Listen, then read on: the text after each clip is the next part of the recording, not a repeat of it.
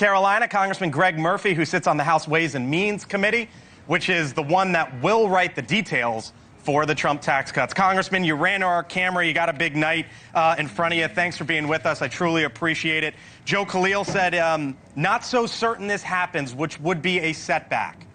What are you hearing right now? Well, Blake, I'm hearing when I get a text on my phone that we're going to vote and what we're going to vote on.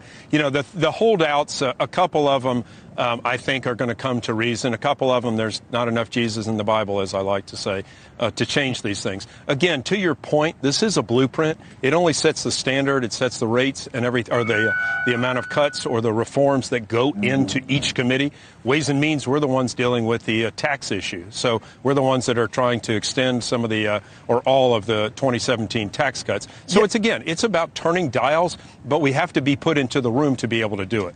Why are you so certain, Congressman, that you'll get there? Because you mentioned 2017. The tax cuts did get through. But the first thing that Republicans tried that year, when they had the House, they had the Senate, and President Trump was in the Oval Office, same setup, was repeal and replace Obamacare. That didn't happen. Yeah. So why are you so certain that this will happen? We have some history here. Well, Blake, because we have to. Our country is on a precipice, and the general public doesn't understand this. I wouldn't understand it if I were not in Congress. But we're in a financial precipice that if we don't curb our spending and we don't get adequate tax reform in the next 1 to 3 years to stop the explosion that we have on being on the financial cliff, that this nation will fail. We must. This is our job. We have a no-fail issue right here. We cannot fail. Some of the nuances and some of the numbers, we can turn the dials one way or the other and deal with certain reforms or certain cuts, but we can't fail on this. And the Democrats, sadly enough, are being very disingenuous about their arguments. They'd rather spend, spend, spend. They're not serious about the financial cliff that this nation is facing. Republicans are spending also, Congressman. There's a $3 trillion hole there. I know you're going to say growth is going to pay for it, and DOGE, and maybe tariffs. Heck, we just heard from the president about a $5 million gold card, but that's a $3 trillion hole. It is, but Blake, we wouldn't be in this spot if there had been inflationary measures that had been on in the last administration. $5 trillion in spending, causing the Federal Reserve to have to jack up interest rates, and now we pay more in interest on our debt than we do in national defense. We will grow as a nation 2 to 2.5%. That will take care of a lot of things. And rather than the direct number that we have as our debt, it really is debt to GDP ratio, and that takes into the growth that we're happening in our country. I don't personally think revenues from tariffs.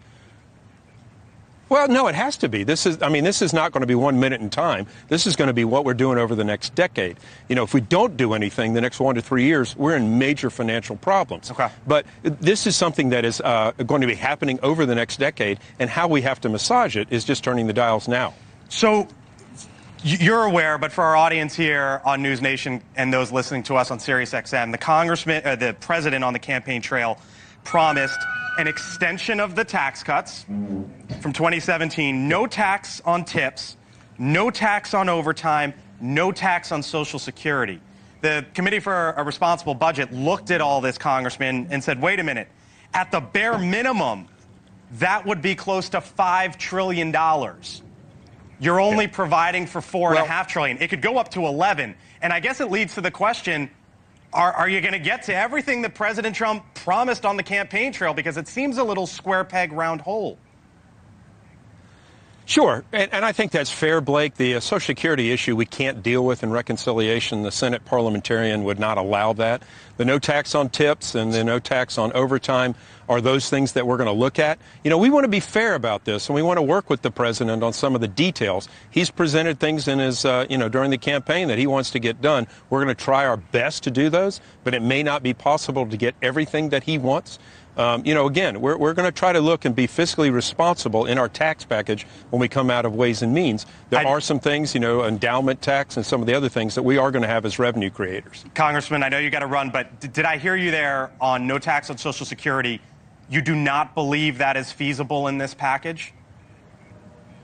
No, it can't be done in the reconciliation rules of budget reform and in reconciliation itself. So that's off the table. That would be something that we'd have to deal with at a later date. Wow. This year?